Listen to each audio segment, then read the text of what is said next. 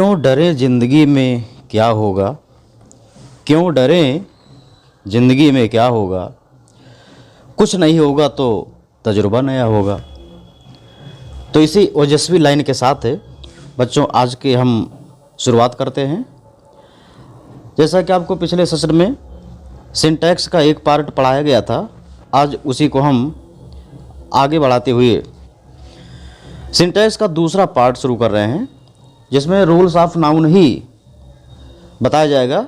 इसमें नाउन के तहत पॉजेसिव केस, जिसको हम अपने की अंग्रेजी के रूप में जानते हैं, उसी के बारे में आपको हम पॉजेसिव केस के बारे में बताने चल रहे हैं। तो आपको हेडिंग दिखाई दे रहा होगा, पॉजेसिव केस।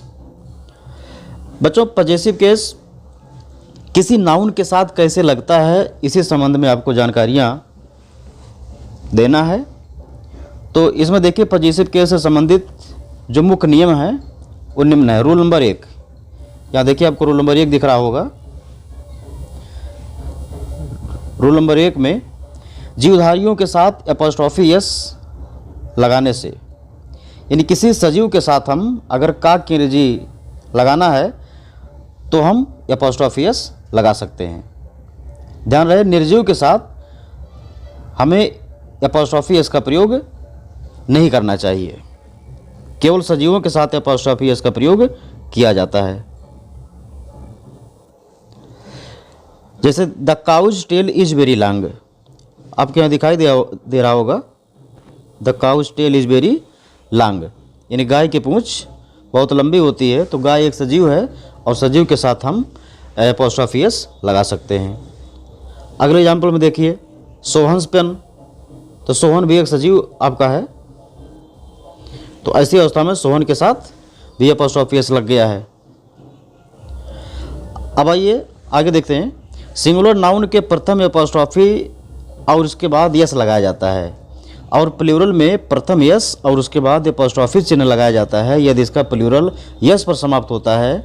समझिए, अगर किसी नाउन के अंत में यस लगा हो तो उसके साथ एपोस्ट्रोफी लगाने के लिए हमें केवल एपोस्ट्रोफी लगाना होता है, उसके बाद यस लगाने की कोई ज़रूरत नहीं होती है।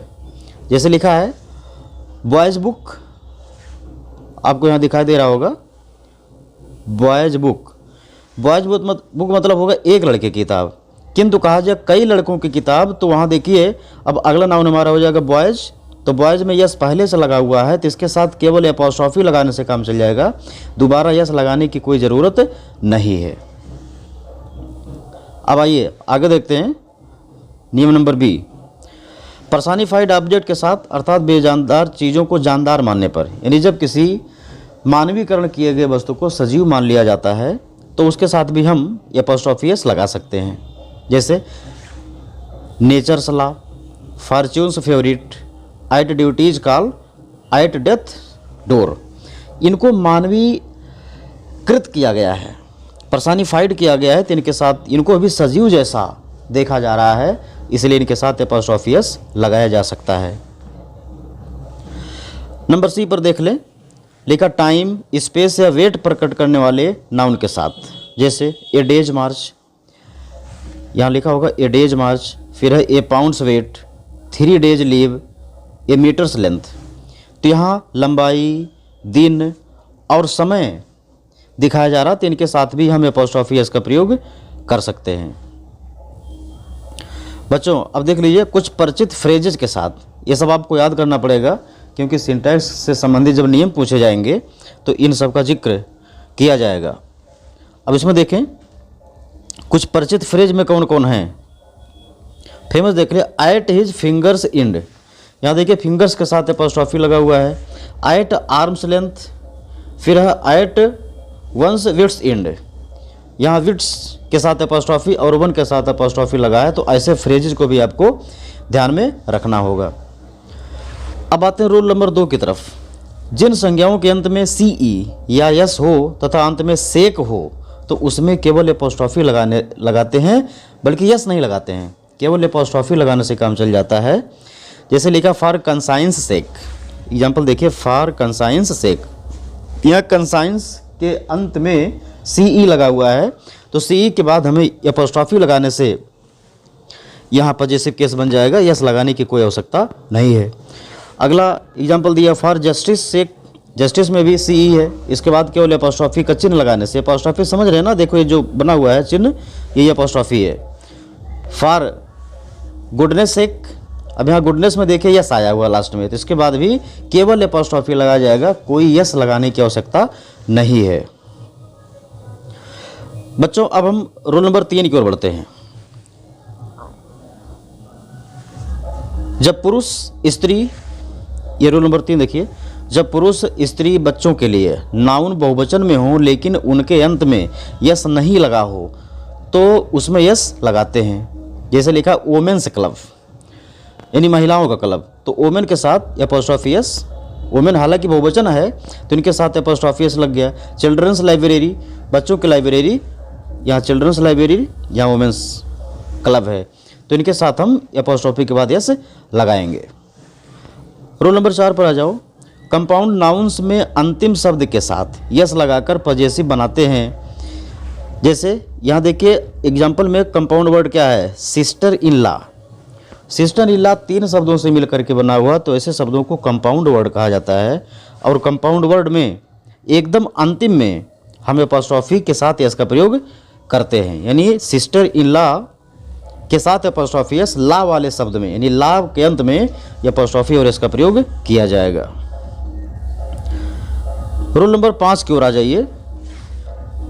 रोल नंबर 5 कह रहा है जब कोई वस्तु 2 नर या नारी की साझे की हो तो यस बाद वाले नाउन में लगाते हैं। जैसे Sita and Sarla's school is very far. अब यह देखिए सीता एंड सरला, यहाँ 2 नाउन हैं, 2 नारियां हैं, 2 महिलाएं हैं, इनके साथ एपोस्ट्रॉफी का संबंध दिखाने के लिए हमें सरला के बाद, यहाँ देखिए सरला के बाद एपोस्ट्रॉफी यस लगेगा।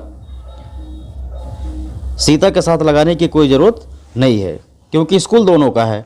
हाँ, यहाँ ध्यान रखना है कि अगर सीता का स्कूल और सरला का स्कूल अलग अलग होता तो दोनों के साथ एपोस्ट्रॉफी यस लगता। अगला एग्जाम्पल में है Mohan and Sohan slate.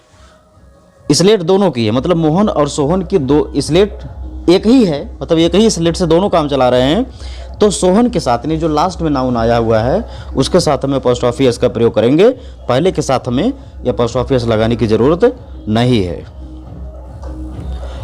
Roll number 6 पर देख लीजिए। जब 2 व्यक्तियों की अलग अलग चीज़ है तो यस प्रत्येक के बाद आएगा। जैसा अभी हमने बताया कि मोहन और सोहन की स्लेट अगर अलग अलग है, दोनों का स्लेट अलग अलग है, मोहन की अलग है, सोहन की अलग है, तो दोनों के साथ एपोस्ट्रॉफी एस लगेगा। यहाँ देख लीजिए मोहन्स एंड सोहन्स, यानी मोहन के साथ भी एस लगा है और सोहन के साथ भी एस लगा हुआ है। शैलीज एंड वर्ड्सवर्थ, यानी शैली का पोएम और वर्ड्सवर्थ के पोएम दोनों की अलग अलग पोएम है, इन दोनों के साथ एपोस्ट्रॉफी एस लगेगा। अब रोल नंबर 7 की ओर बढ़ते हैं। डबल पजेसिव का प्रयोग कभी नहीं करना चाहिए बच्चों। डबल पजेसिव मतलब किसी भी वाक्य में 2 बार एपोस्ट्रॉफी एस नहीं लगाया जाता है। हम अधिक से अधिक केवल 1 बार लगा सकते हैं, 2 बार कदापि नहीं लगाएंगे। तो समस्या आपके सामने ये है कि अगर किसी वाक्य में 2 बार संबंधवाचक शब्द आया हो तो क्या करेंगे, यानी 2 बार का की अंग्रेजी लगानी हो तो क्या करेंगे। तो बच्चों अगर ऐसी स्थिति है तो हम केवल 1 बार एपोस्ट्रॉफी लगाएंगे, बाकी कई बार अनलिमिटेड बार हम ऑफ का प्रयोग कर सकते हैं। ऑफ का प्रयोग बच्चों यहाँ देखिए इनकरेक्ट सेंटेंस में लिखा हुआ माई वाइफ्स ब्रदर, वाइफ और ब्रदर दोनों के साथ एपोस्ट्रॉफी लगा हुआ है जो कि गलत है। होना क्या चाहिए, 1 बार एपोस्ट्रॉफी का प्रयोग इसमें करेंगे हम और दोबारा हम ऑफ का प्रयोग कर देंगे, अर्थात इसका the son of my wife's brother, the son of my wife's brother. यहाँ 1 बार ऑफ लग गया, 1 बार वाइफ के साथ एपोस्ट्रॉफी लग गया। आप अगले एग्जाम्पल में देख लीजिए my mother's brother's daughter, mother भी ब्रदर भी 2 नाउन है और दोनों के साथ एपोस्ट्रॉफी एस का प्रयोग किया गया है जो कि टोटली गलत है। होना क्या चाहिए, the daughter of my mother's brother. यहाँ देखो केवल 1 बार, ओनली 1 टाइम, केवल मास्टर के साथ एपोस्ट्रॉफी का प्रयोग किया गया है, ना कि ब्रदर के साथ भी। मास्टर और ब्रदर दोनों के साथ या apostrophe s का प्रयोग ना करके हम सिर्फ एक बार apostrophe s का प्रयोग करेंगे, तो कभी भी किसी सेंटेंस में डबल पजेसिव का प्रयोग नहीं करेंगे बच्चों।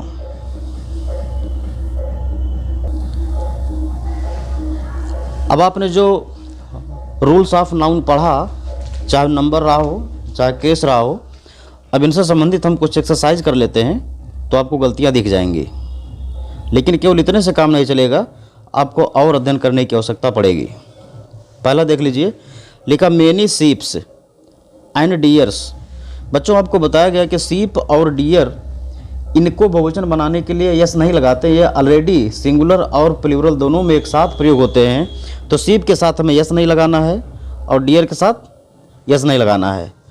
यानी इस सेंटेंस में सीप और डियर ही होगा, अर्थात many sheep and deer are there in the park. कभी भी सीप और डियर का बहुवचन यस लगा करके नहीं बना जाता, वो ऑलरेडी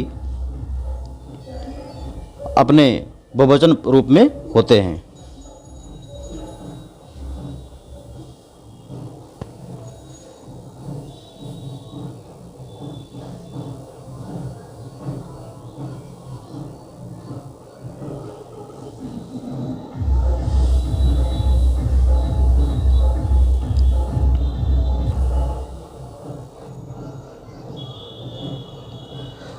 सेकंड वाक्य में देख लीजिए, सेकंड वाक्य, ही बॉट 3 सोप्स।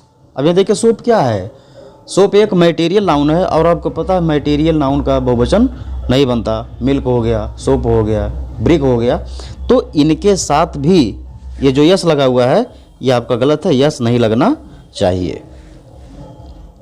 अब तीसरे नंबर पर आ जाइए। तीसरा सेंटेंस है हर child is suffering from measle. आपको पता है, अभी पीछे बताया गया कि मीसल्स और मम्स ये 2 बीमारियां हैं जिनको कंठमाला और खसरा के नाम से जाना जाता है। तो मीसल नहीं होता, बल्कि मीसल में यस लगना चाहिए, यहाँ यस लगना चाहिए। समझ में आ रही है बात? तो यहाँ मीसल गलत है, ये मीसल नहीं बल्कि मीसल्स होना चाहिए। अब आप अगले वाक्य की तरफ देखें, चौथा, give him some breads. Breads एक मटेरियल नाउन माना जाएगा और मटेरियल नाउन के साथ यस नहीं लगता है, यानी ये बहुवचन नहीं बनाए जाते हैं, तो यहाँ आपका यस गलत है। अगले वाक्य में देख लीजिए, द सीनरीज ऑफ कश्मीर। तो गलती मिल गई, सीनरीज, फर्नीचर, इन सब का बहुवचन यस लगा करके नहीं बना जाता है। ये सीनरीज नहीं होगा बल्कि सीन्स होगा, सीन्स, SCENE यस, थोड़ा छोटा लिखें, SCENE यस, ये होना चाहिए, सीन्स होना चाहिए, ना कि सीनरीज। यानी आपका सीनरीज गलत है, सीन्स होना चाहिए। अगले में देख लीजिए, अशोक्स पेंसिल्स कलर।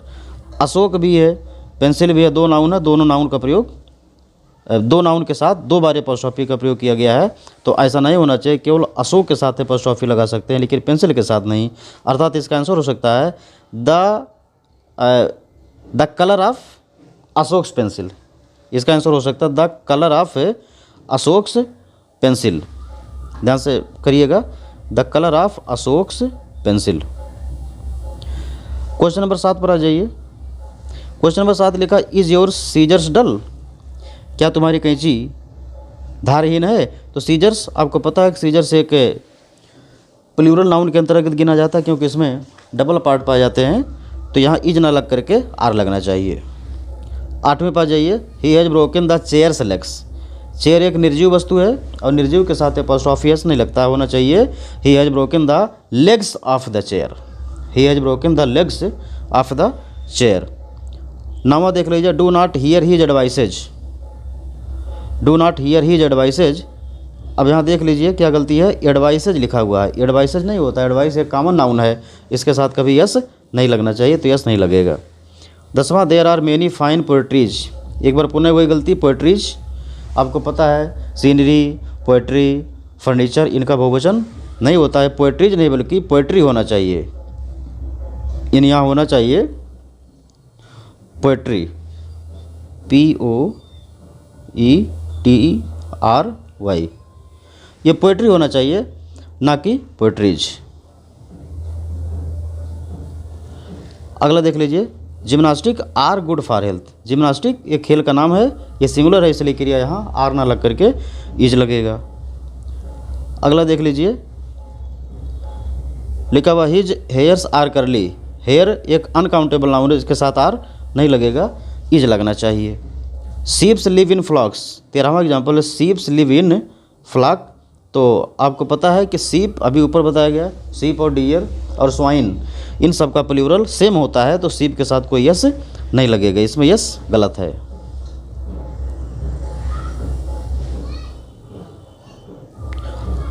अगला देख लीजिए, he gave me lots of advices. यहाँ भी ये गलती है, एडवाइसेज नहीं होना चाहिए, एडवाइस होना चाहिए। He gave me a lot of, lot के साथ ये लगता है, यहाँ ये लगेगा he gave me a lot of, लेकिन लॉट्स है तो ये नहीं लगेगा, सॉरी यहाँ ए लगाने की कोई ज़रूरत नहीं है। He gave me lots of advice.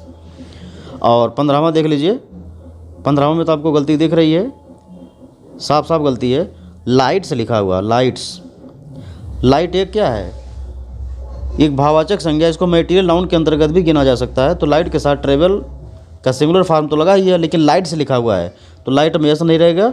और यहाँ जो साउंड्स लिखा हुआ है, इस साउंड के साथ यस नहीं रहेगा। ध्यान दीजिए, यहाँ साउंड्स है अंत में, तो साउंड के साथ यस भी नहीं लगेगा। तो बच्चों, मुझे पूरी उम्मीद है कि आप लोग ये समझ गए होंगे। अब अगले वीडियो के साथ हम आपको अगली बार मिलते हैं। धन्यवाद।